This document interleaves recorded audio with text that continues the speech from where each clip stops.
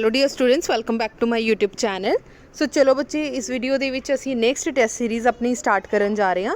ਸੋ 4th unit ਦੇ ਵਿੱਚ 2 marks ਦਾ test ਹੈ ਅੱਜ, ਔਰ ਬੱਚੇ ਕੱਲ ਦਾ ਜੋ ਟੈਸਟ ਸੀ 3 ਮਾਰਕਸ ਦਾ। ਸੋ ਬੱਚੇ YouTube ਦੇ ਉੱਪਰ ਮੈਂ ਵੀਡੀਓ ਅਪਲੋਡ ਨਹੀਂ ਕੀਤੀ ਸੀ, ਕੁਝ ਹੈਲਥ ਇਸ਼ੂ ਹੋਣ ਕਰਕੇ ਬੱਚੇ ਟੈਲੀਗ੍ਰਾਮ ਚੈਨਲ ਦੇ ਉੱਪਰ ਸਿਰਫ ਤੁਹਾਨੂੰ ਕੁਐਸਚਨਸ ਜਿਹੜੇ ਆ ਸੈਂਡ ਕਰ ਦਿੱਤੇ ਗਏ ਸੀ, ਔਰ ਜਿਨ੍ਹਾਂ ਵੀ ਬੱਚਿਆਂ ਨੇ ਬੱਚੇ ਟੈਸਟ ਸਬਮਿਟ ਕੀਤਾ ਸੀ ਉਹ ਬੱਚਿਆਂ ਦਾ ਟੈਸਟ ਵੀ ਚੈੱਕ ਹੋ ਗਿਆ ਸੀ ਕੱਲ।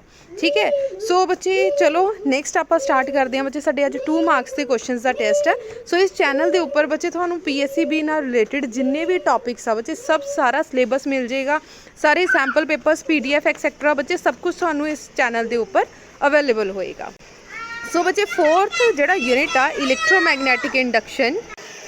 सो बच्चे 4th यूनिट है इलैक्ट्रोमैगनैटिक इंडक्शन एंड अल्टरनेटिंग करंट, जिहदे विच बच्चे तुहाडे 2 मार्क्स का एक क्वेश्चन आएगा। ठीक है, सो एक क्वेश्चन है बच्चे, और बहुत अच्छी तरीके नाल क्वेश्चनस प्रिपेयर करांगे। लिमिटेड क्वेश्चनस है बच्चे, बहुत ज़्यादा क्वेश्चनस नहीं आ। सो कुछ एक क्वेश्चनस की असीं प्रैक्टिस भी कर लांगे। सो बच्चे जिद्दां तुहानूं पता जिहड़ी न्यू सीरीज़ आ, जिहड़ी न्यू टेस्ट सीरीज़ बच्चे स्टार्ट की है, उहदे विच मैं तुहानूं MCQs भी नाल दी नाल कवर करवा रही हाँ। सो बच्चे अदरवाइज तुसीं खुद अपने बिहाफ ते भी MCQs अच्छे तरीके नाल प्रिपेयर करने हैं। सो कुछ एक MCQs जिहड़े बच्चे मोस्ट इंपॉर्टेंट MCQs है, उन्हां नूं मैं तुहानूं एक्सप्लेन कर रही हाँ। ट्राई करिया करो कि बच्चे वीडियो नूं पॉज करके उहदे आंसर्स खुद देने की कोशिश करिया करो। ठीक है जी। सो चलो राजे, सब तो पहला स्टार्ट करांगे अज दे 2 मार्क्स के क्वेश्चन के नाल कि 2 मार्क्स के क्वेश्चन किहड़े-किहड़े इंपॉर्टेंट है। सो बच्चे स्टार्ट करांगे असी 2 मार्क्स के क्वेश्चन से। सो फर्स्ट क्वेश्चन है बच्चे, define Lenz law for electromagnetic induction which is very important according to our board. So बच्चे 2010, 11th, 12, 15, 17 विच बच्चे रिपीटेड क्वेश्चन है। सो इंपॉर्टेंट क्वेश्चन भी है, बहुत अच्छे तरीके ना बच्चे तुसीं प्रिपेयर करना है। The polarity of induced EMF in a closed circuit or coil is such that it opposes the cause which produced it। so बच्चे ओ वाली पोलैरिटी आ जाएगी या ऑपोजिट अपोज करेगा, बिहेव करेगा। ठीक है, induced EMF in a closed circuit या coil, बच्चे कोई भी क्लोज्ड सर्किट होना चाहिए है। ठीक है, इस सच दैट इस तरीके ना बिहेव करेगा कि अपोज करेगा which cause it produce it, जिस दी वजह ना जिस कारण ये प्रोड्यूस होया उन्होंने अपोज करेगा। मतलब निगेटिव आ तो पॉजिटिव, सॉरी इधरों नॉर्थ पोल आते साउथ की तरह बिहेव करेगा, साउथ आते नॉर्थ की तरह। ठीक है, नैक्सट आ define the unit of magnetic flux. So बच्चे इंपॉर्टेंट क्वेश्चन है, बट काफ़ी साल हो गए बच्चे रिपीटेड क्वेश्चन नहीं आ। सो एक बार तुसीं इहनूं जस्ट रीड आउट कर लेना। दैन बच्चे define magnetic flux is an important question. So बच्चे काफ़ी बार क्लास साडे जो बोर्ड दे विच है रिपीट भी हो चुका है। सो सिंपल एक लाइन का ही क्वेश्चन है, the total number of magnetic field lines cross normal through the surface. Normal मतलब एक सर्फेस नूं बच्चे जिन्नियां number of lines perpendicularly cross कर दियाँ। सो आ किया बच्चे एरिया A और नंबर ऑफ जो magnetic field lines that is B। So flux की होएगा जिन्ने एरिया दे विचों जिन्नियां नंबर ऑफ लाइन्स पास कर गई। So phi is equal to B vector dot A vector. So बच्चे 2 मार्क्स का क्वेश्चन है, ट्राई करो छोटी जी एक डायग्राम जरूर ड्रॉ करके आओ। ठीक है, सो बच्चे कुछ हैल्पिंग बुक्स आ जिहदे बच्चे कह रहे हैं भी मैम आ चीज़ लिखी हुई है, वो चीज़ नहीं लिखी हुई। सो बच्चे सारियां हैल्पिंग बुक्स हुण मेरे अकॉर्डिंगली तो नहीं हो सकदियां या हर एक टीचर के अकॉर्डिंगली नहीं हो सकदियां। फॉर एग्जाम्पल बच्चे तो डायग्राम नहीं बनी हुई, बट मैं तो एक्सपैक्ट करूँगी अगर मेरे हत्थ में क्वेश्चन पेपर आता है, आंसर शीट आती है कोई, तो इन्ने छोटे जे आंसर बच्चे 1 नंबर का हो सकता, 2 नंबर के इहनूं बनाउण दे लई बच्चे या तो ये यूनिट्स लिख दो या फिर जिद्दां डायग्राम कुछ ना कुछ ड्रॉ कर दो अच्छे तरीके ना, ताकि टीचर नूं 2 नंबर देन लगे थानू प्रॉब्लम ना होवे भी 2 नंबर का नहीं लिखिया। ठीक है, वो अच्छे तरीके ना तुसी एक्सप्लेन करके आना। Define Fleming's right hand rule. So बच्चे ये भी ठीक है, पिछले 1-2 साल तो बच्चे एक अद्धी बार ये क्वेश्चन आया है, अदरवाइज तुसी इहनूं स्किप कर सकते हैं। नैक्सट है नेम द फिजिकल क्वांटिटी। कोई इदां दी फिजिकल क्वांटिटी दसनी है which is used in a weber per ampere. So बच्चे ये क्वेश्चन तुहाडे MCQs दे विच भी आ सकदा है कि कोई एक फिजिकल क्वांटिटी दसनी है जिहदे वेबर पर अंपेयर जिहड़े आ यूनिट्स आ। सो बच्चे आंसर इज़ हैनरी।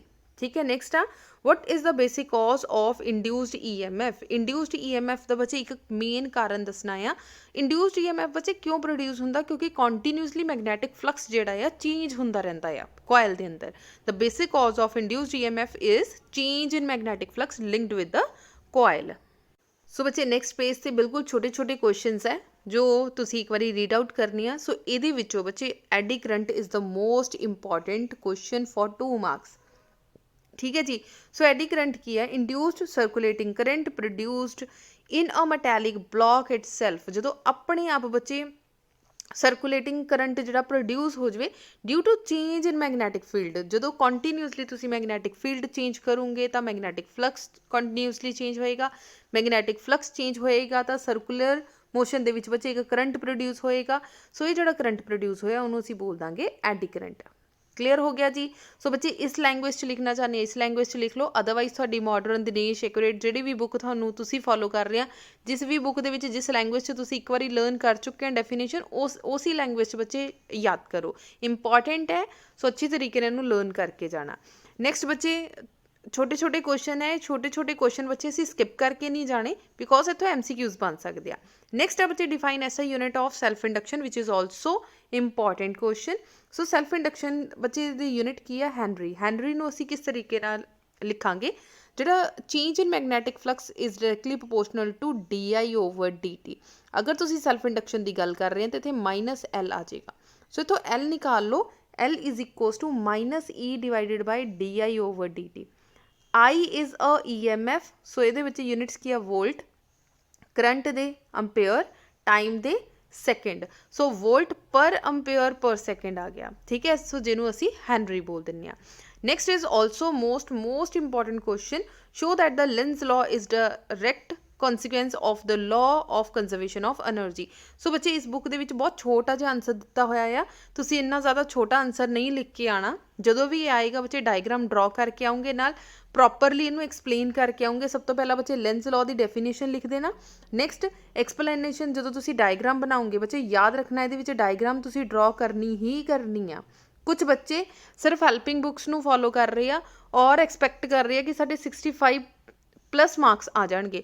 ਹੁਣ ਬੱਚੇ ਕੁਐਸਚਨ ਤਾਂ ਇੱਥੋਂ ਬਣ ਰਿਹਾ, ਬਟ ਆਨਸਰ ਅਗਰ ਮੇਰੇ ਹੱਥ ਵਿੱਚ ਕੋਈ ਆਨਸਰ ਸ਼ੀਟ ਲੱਗੇਗੀ ਤਾਂ ਮੈਂ ਐਕਸਪੈਕਟ ਕਰਾਂਗੀ ਤਾਂ ਪ੍ਰੋਪਰਲੀ ਐਕਸਪਲੇਨ ਕੀਤਾ ਹੋਵੇ, ਪ੍ਰੋਪਰ ਡਾਇਗਰਾਮ ਬਣੀ ਹੋਵੇ, ਠੀਕ ਹੈ। ਸਿਰਫ ਇੰਨਾ ਛੋਟਾ ਜਿਹਾ ਆਨਸਰ ਲਿਖ ਕੇ ਨਹੀਂ ਆਉਣਾ। Van the magnet is moved away or towards the coil, then induced current is produced even in the absence of any source of current in the circuit।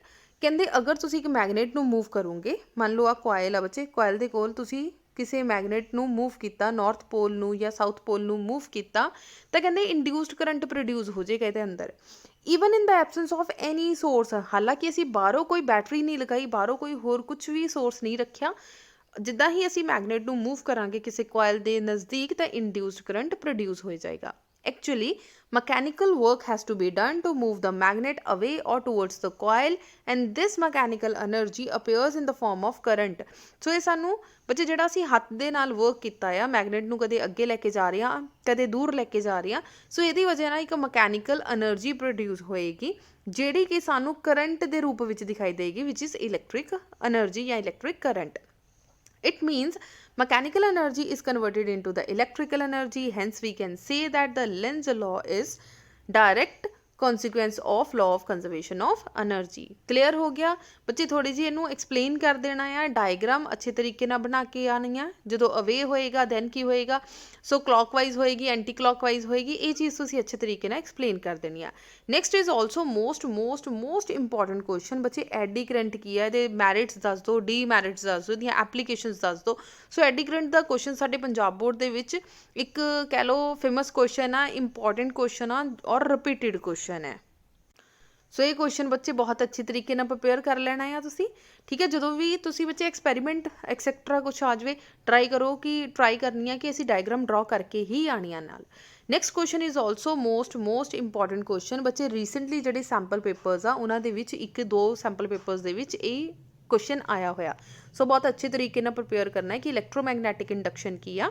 The phenomena of producing induced EMF in the coil due to the changing magnetic flux through linked with it is known as electromagnetic induction। ਸੋ ਇਹਦੇ ਬੱਚੇ ਫੈਰਾਡੇਜ਼ ਦੇ ਕੁਝ ਲਾਜ਼ ਆ ਜਿਹੜੇ ਤੁਸੀਂ learn ਕਰਨੀ ਆ। Again ਬੱਚੇ ਰਿਪੀਟਿਡ ਕੁਐਸਚਨ, ਐਡੀ ਕਰੰਟ ਕੀ ਆ, ਇਹਦੀ ਐਕਸਪੈਰੀਮੈਂਟਸ ਦੱਸਣੀ ਆ, ਠੀਕ ਹੈ। ਅਗੇਨ ਬੱਚੇ ਤੁਸੀਂ ਇੱਥੇ ਦੇਖ ਸਕਦੇ ਆ ਐਕਸਪੈਰੀਮੈਂਟ ਦੀ ਕੋਈ ਵੀ ਡਾਇਗਰਾਮ ਨਹੀਂ ਬਣੀ ਹੋਈ, ਜੋ ਵੀ ਤੁਸੀਂ ਬਣਾ ਕੇ ਆਓਗੇ, ਲਾਈਕ ਇਹਨਾਂ ਨੇ ਮੈਟੈਲਿਕ ਡਿਸਕ ਵਾਲਾ ਬੱਚੇ ਲਿਖਿਆ ਹੋਇਆ, ਤਾਂ ਤੁਸੀਂ ਮੈਟੈਲਿਕ ਡਿਸਕ ਇਸ ਤਰੀਕੇ ਦੇ ਨਾਲ ਬਣਾ ਕੇ ਹੀ ਆਣੀ ਆ। ਡਾਇਗਰਾਮ ਤਾਂ ਬੱਚੇ ਆਪਣਾ ਮਨ ਪੱਕਾ ਕਰ ਲਓ ਕਿ ਅਸੀਂ ਡਾਇਗਰਾਮ ਪੈਨਸਿਲ ਸਕੇਲ ਦੇ ਨਾਲ ਬਹੁਤ ਨੀਟ ਐਂਡ ਕਲੀਨ ਬਣਾ ਕੇ ਆਣੀ ਆ ਕਿ ਸਾਨੂੰ ਟੀਚਰ ਕਿਤੇ ਨੰਬਰ ਕੱਟ ਹੀ ਨਾ ਸਕਦਾ ਹੋਵੇ। ठीक है, इन्ना अच्छा पेपर करके आओ बच्चे, इन्ना अच्छी तरीके नाल एक्सप्लेन करके आओ पेपर कि टीचर दा मान लो तुसी किते गलती भी कीती हुई है ना तो ਉਹਦਾ हत्थ तंग हो जाए भी इत्थों नंबर नहीं कटने, बाकी पेपर बहुत अच्छा किया होया। सो ट्राई करो बच्चे, थोड़े पेपर देखते सार जिहड़ा टीचर इंप्रैस हो जाए कि बच्चे ने बहुत मेहनत की हुई है। क्लियर हो गया?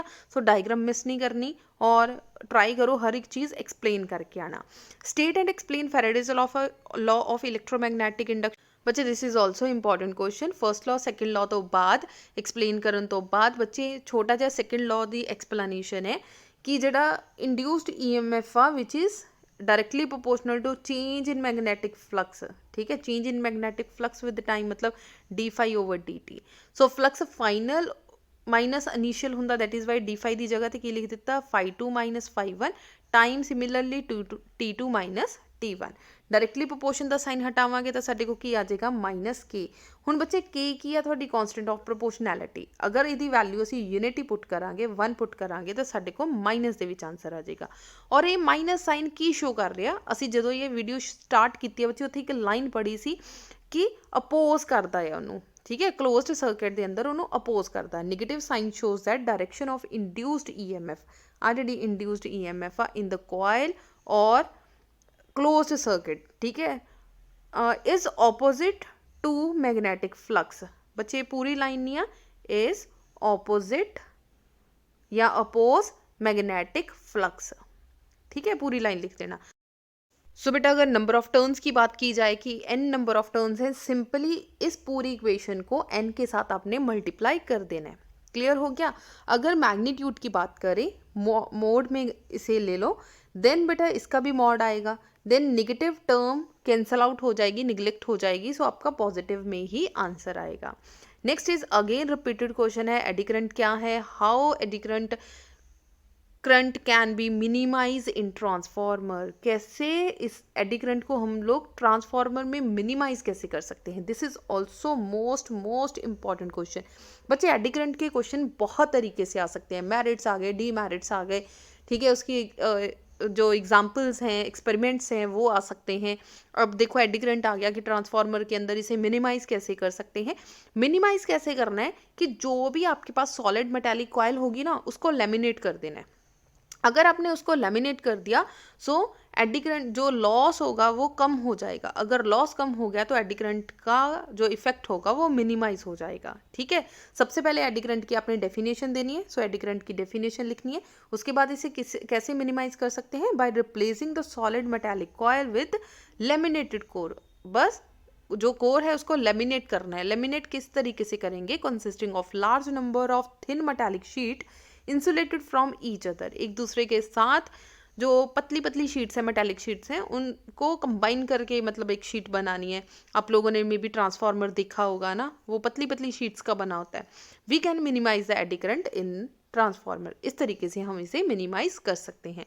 नेक्स्ट है an induced current has no direction. Induced current का कोई भी डायरेक्शन नहीं है, इसे आप लोगों ने एक्सप्लेन करना है, जिसे आप लोग लेंज लॉ की हेल्प से एक्सप्लेन करोगे। Next question is self-induction is called inertia of electricity. explain करना है इसके। मान के चलो बेटा ये क्वेश्चन 80 to 90% चांस है इस बार पेपर में आने के। This is the most important question. इस साल ये पेपर आने के चांसेस बेटा 80 to 90% चांस है कि ये क्वेश्चन आएगा कि self induction is called inertia of elasticity. Inertia of elasticity से क्यों बोलेंगे, self induction is that phenomena in which a change in electric current in a coil produce and induced EMF in the coil itself. ये एक ऐसा phenomena है, self induction एक ऐसा phenomena है जिससे चेंज इन इलेक्ट्रिक करंट, जैसे ही आपने इलेक्ट्रिक करंट को चेंज करा कॉइल के अंदर, अपने आप इंड्यूस्ड EMF प्रोड्यूस हो जाएगा कॉइल के अंदर। Now it is also known as inertia of electricity. इसी जो सेल्फ इंडक्शन को हम लोग इनर्शिया ऑफ इलेक्ट्रिसिटी बोलेंगे, बिकॉज अगर पहले तो ये अपने आप में मतलब आएगा नहीं, इफेक्ट आएगा नहीं, अगर आ गया देन ये जाएगा नहीं। मतलब एक या पहले ये मान लो ये कॉइल है, ठीक है, पहले ये अपने आप में इलेक्ट्रिक करंट को एंटर नहीं होने देगा, अगर एंटर हो गया तो वापस जाने नहीं देगा. So if we were to change electric current through a current coil carrying coil, it will tend to oppose any further change in its EMF. अगर इससे मतलब आप लोग पंगा लेने की कोशिश करोगे तो ये अपोज करना स्टार्ट कर देगा. ठीक है, इसलिए जो सेल्फ इंडक्शन है उसे हमने अनर्शिया बोल दिया. अनर्शिया मतलब कोई स्टेज चेंज नहीं होगी. आपने +1 के अंदर अनर्शिया पढ़ा होगा कि अगर कोई चीज़ एक रेस्ट में है तो रेस्ट में रहेगी, मोशन में है तो मोशन में ही रहेगी. सो एक कॉइल है, अगर उसमें करंट नहीं है तो नहीं आने की कोशिश करेगा सेल्फ के अंदर, अगर एक बार आ गई तो वो जाने नहीं देगा. ठीक है, देन डिफाइन म्यूचुअल इंडक्शन. उसके एसआई यूनिट वॉटलेस करंट क्या है. High frequency current can pass through easily in a capacitor. This is also most important question कि जो फ्रिक्वेंसी है करंट की वो कैपेसिटर के अंदर पास होगी कि नहीं होगी.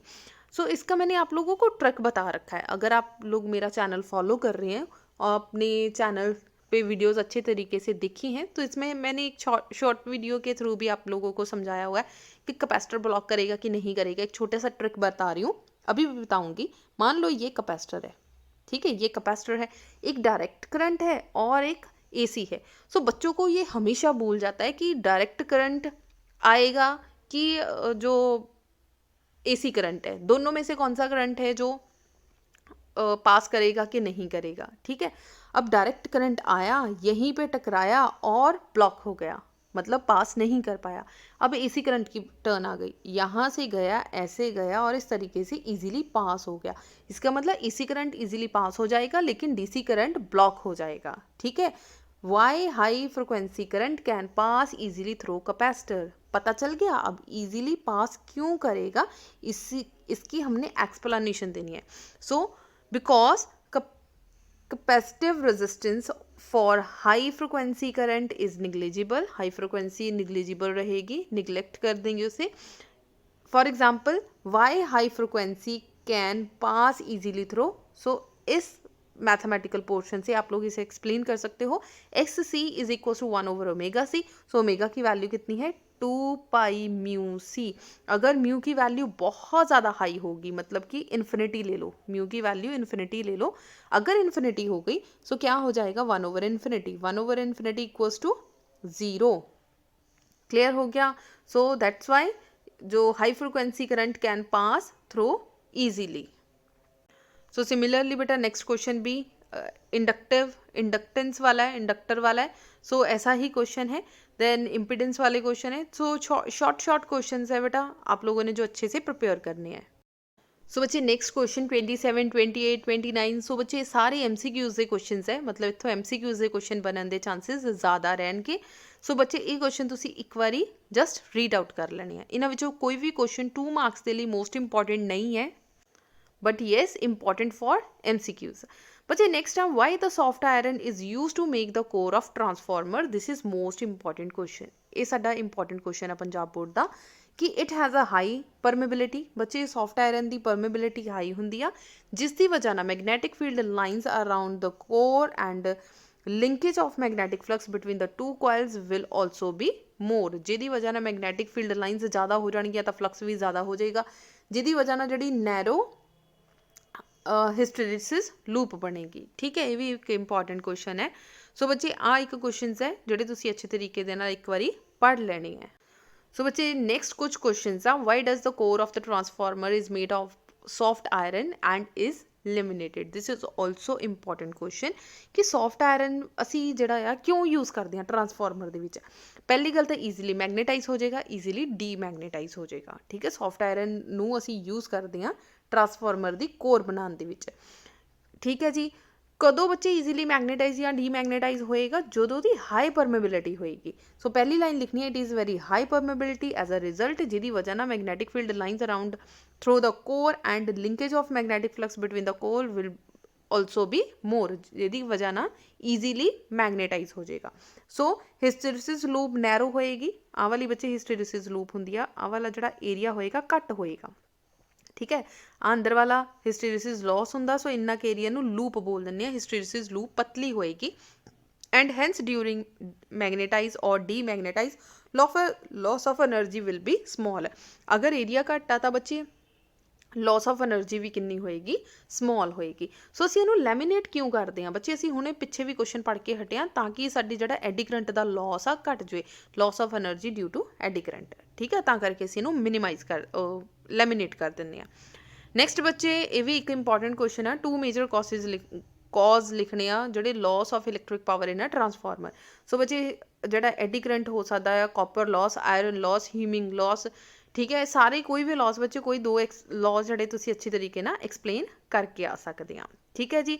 ਸੋ ਇਹ ਸਾਡੇ ਬੱਚੇ ਕੁਛ ਇੱਕ ਇੰਪੋਰਟੈਂਟ ਕੁਐਸਚਨ ਸੀ ਜੋ ਤੁਸੀਂ ਬਿਲਕੁਲ ਵੀ ਛੱਡ ਕੇ ਨਹੀਂ ਜਾਣੇ, ਬਹੁਤ ਅੱਛੇ ਤਰੀਕੇ ਨਾਲ ਪੜ੍ਹਨੇ ਆ। ਹੁਣ ਬੱਚੇ ਤੁਹਾਡੀ ਸਕਰੀਨ ਦੇ ਉੱਪਰ ਕੁਝ ਇੰਪੋਰਟੈਂਟ ਕੁਐਸਚਨਸ ਹੋਣਗੇ, ਟੈਸਟ ਹੋਏਗਾ ਤੁਹਾਡਾ। ਸੋ ਟੈਸਟ ਬੱਚੇ ਤੁਸੀਂ ਟੈਲੀਗ੍ਰਾਮ ਚੈਨਲ ਦੇ ਉੱਪਰ ਸੈਂਡ ਕਰ ਸਕਦੇ ਆ। ਅਗਰ ਤੁਸੀਂ ਟੈਲੀਗ੍ਰਾਮ ਚੈਨਲ 'ਤੇ ਬੱਚੇ ਪਰਸਨਲੀ ਮੈਸੇਜ ਸੈਂਡ ਨਹੀਂ ਕਰਨਾ ਆ ਰਿਹਾ ਤਾਂ ਗਰੁੱਪ ਦੇ ਵਿੱਚ I will send my test ਲਿਖ ਕੇ ਛੱਡ ਦਿਓ।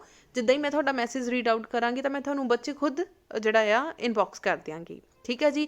ਸੋ ਜਾਣ ਤੋਂ ਪਹਿਲਾਂ ਬੱਚੇ ਤੁਸੀਂ ਵੀਡੀਓ ਨੂੰ ਲਾਈਕ ਕਰਨਾ ਹੈ ਅਤੇ ਮੈਕਸਿਮਮ ਸ਼ੇਅਰ ਕਰਨਾ ਹੈ। ਸੋ ਬੱਚੇ ਦੇयर ਆਰ ਟੋਟਲ 6 ਕੁਐਸਚਨਸ। ਸੋ ਬੱਚੇ 6 ਕੁਐਸਚਨ ਹੈ, 2 ਮਾਰਕਸ ਦੇ ਕੁਐਸਚਨਸ ਹੈ। ਬੱਚੇ ट्राई करना है कि 30 और 35 मिनट्स के अंदर, अदरवाइज तो बच्चे 30 मिनट्स सफिशेंट है, 30 या 35 मिनट्स के अंदर बच्चे थोड़ा टेस्ट कंप्लीट हो जाना चाहिए। सो बच्चे 6 तो लेके 6:30 या 6:40 तक बच्चे थोड़ा टेस्ट प्लीज़ सबमिट कर देना, ठीक है जी। So all the best for the final exam. अगर बच्चे वीडियो अच्छी लग रही है तो वीडियो को लाइक कर दियो, मैक्सिमम शेयर कर दियो। Thank you so much.